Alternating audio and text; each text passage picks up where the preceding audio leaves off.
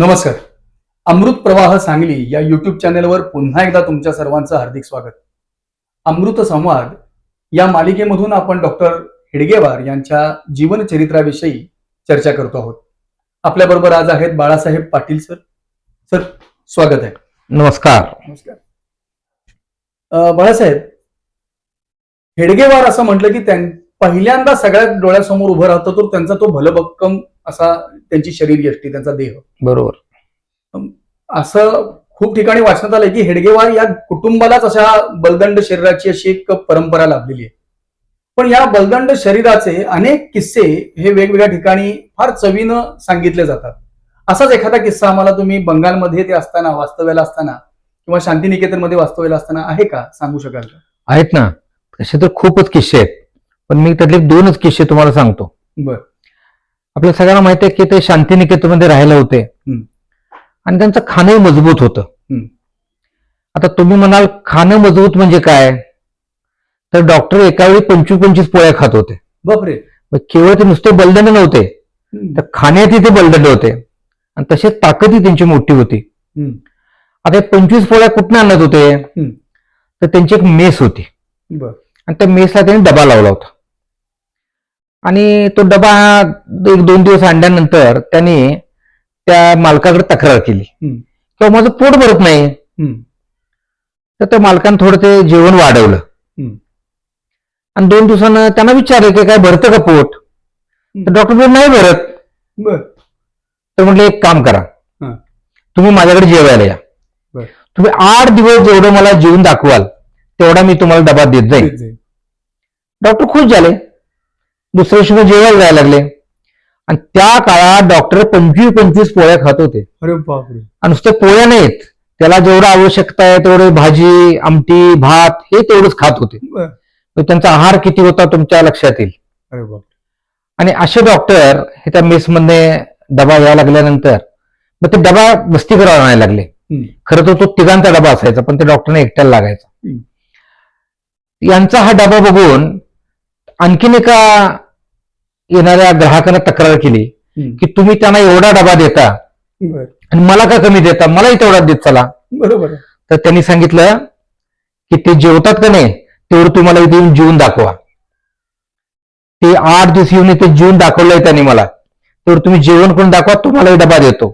त्याचा त्या ग्राहकाचा एकदम हे झाला, त्यांनी पुन्हा कधीच हा विषय काढला नाही. असा त्या डब्याबाबतचा किस्सा आहे. आणखीन एक त्या डब्याचा एक छोटा किस्सा तुम्हाला सांगतो.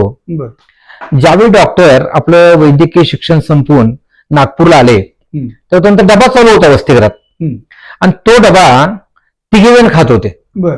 एक डबा एवढा तो मोठा डबा होता. ज्यावेळी डॉक्टर इकडे आले तेव्हा त्यांनी सांगितलं होतं त्यांना की या अमुक तारखेला याचं बिल तुम्ही देत चला, म्हणजे गडबड होणार नाही.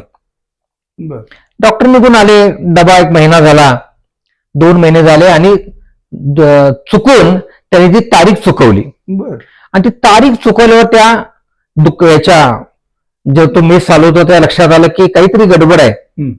डॉक्टर कधी तारीख चुकवत नाहीत आणि म्हणून त्यांनी त्या वसतिगृहावर अचानक छापा टाकून चौकशी केली आणि त्यांच्या लक्षात आलं की डॉक्टरांच्या नावावर त्याचा लाभ आणि कुठे तो दुसरे घेतात आणि म्हणून त्यांनी सांगून टाकले उद्यापासून तुमचा डबा बंद. आणि मग डबा दिला त्यांना, पण तो जेवढा नेहमीचा डबा असतो तेवढाच त्यांना डबा द्यायला लागला. त्यामुळे ही एक फार मोठी गंमत आहे की तिघांचा डबा, एकट्याचा डबा हे तिघं खात होते. हाही त्याच्यातला एक तो चांगला किस्सा आहे. म्हणून बघा बाळासाहेब, एका गोष्टीवरनं त्या परप्रांतातल्या माणसाला लक्षात आलं की आता इथे डॉक्टर राहत नाहीत. म्हणजे फक्त आहारच मोठा होता अशातला भाग नाही, तर त्या आहाराच्या बाबतीत नीट या अमुक तारखेला आपण हे पैसे नेऊन द्यायचे, ते द्यायचेच. तो नियम त्यांनी कधीच चुकवला नाही. बर. असंच ऐकलं की त्या कालावधीमध्ये त्यांनी बंगालमध्ये गणेशोत्सव साजरा करायला सुरुवात केली.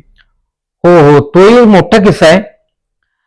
डॉक्टर जायच्या अगोदर लोकमान्य टिळकांनी महाराष्ट्रामध्ये गणेशोत्सव आणि शिवजयंती चालू केली होती. बरोबर. आणि त्याला खूप चांगला प्रतिसाद मिळाला होता. लोकमान्य टिळकांची अशी अपेक्षा होती की या 2 उत्सवामधून समाज प्रबोधन होईल आणि देशाच्या स्वातंत्र्य मिळण्यासाठी आपण आणखीन पुढे जाऊ. बरोबर. आणि हाच धागा पकडून लोकमान्याने देशभर प्रवास केला होता आणि तोच एक प्रवास त्यांनी कलकत्त्याला केला होता, बंगालमध्ये केला होता. आणि पुढे डॉक्टर त्या ठिकाणी गेले आणि तीच एक धागा धरून त्यांनी त्या गणेशोत्सवाला चांगल्या स्वरूपाचं एक त्या ठिकाणी बस्तान मांडून दिलं. त्या गणेशोत्सवामध्ये चांगला गणेशोत्सव होईल कसं हे बघितलं. राजकीय पुढाऱ्यांची राष्ट्रीय अस्मितेवरती चांगली भाषणं कशी होतील, प्रबोधन कसं होईल हे बघितलं. आणि त्याचबरोबर हे आपली मंत्र पुष्पांजली एक नाही, ती एक गंमतच आहे.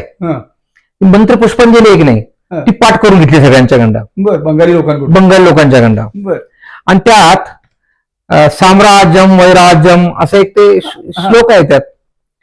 त्या इंग्रज अधिकाऱ्यांना त्याची एक शंका आली. साम्राज्यम वैराज्यम म्हणजे हे इथलं साम्राज्य या ठिकाणी ह्याच्यातून वाढवणार आहेत अशी शंका आल्यामुळं तिथल्या काही लोकांना नेऊन त्यांची चौकशी केली. म्हणजे खरं म्हणजे हा आपला धार्मिक, पण त्यांना शंका आली याची साम्राज्यम वैराज्यमची, आणि म्हणून त्यांनी त्यांना पोलीस कचेरीमध्ये नेलं, त्यांची चौकशी केली, सोडून दिलं त्यांना. पण इतके इंग्रज ह्याच्या कुठल्याही गोष्टीला घाबरत होते हे त्यावर लक्षात येईल. आणि त्यामुळे डॉक्टरनी सगळे धागे पकडून अधिकाधिक समाज, हिंदू समाज असेल किंवा स्वातंत्र्यासाठी लढणारा समाज असेल, तरुण वर्ग असेल, हा एकजूट कसा होईल, एकत्र कसा येईल आणि देशाच्या स्वातंत्र्यासाठी याचा उपयोग कसा होईल यासाठी त्याने अधिक त्या ठिकाणी लक्ष दिलं. म्हणजे लोकमान्यांवर डॉक्टरांचं तर निश्चित प्रेम होतं, अतिम श्रद्धा होती.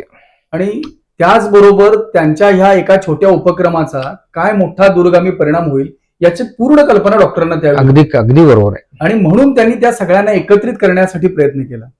पहिल्या गोष्टीतून बाळासाहेब तुम्ही सांगितलं की त्यांचा आहार किती मोठा होता, पण त्या आहाराच्या बाबतीत ते वक्तशीर कसे होते. म्हणजे या दोन तीन गोष्टींवरून आपल्याला असं लक्षात येतं की एक माणूस किती वेगवेगळ्या पद्धतीनं वेगवेगळ्या स्तरावर विचार करू शकतो आणि त्याचा विचार किती दीर्घ पल्ल्याचा असू शकतो. डॉक्टरांच्या बाबतीतल्या अशा अनेक गोष्टी आपण यापुढेही ऐकत राहू. आता पुरते धन्यवाद.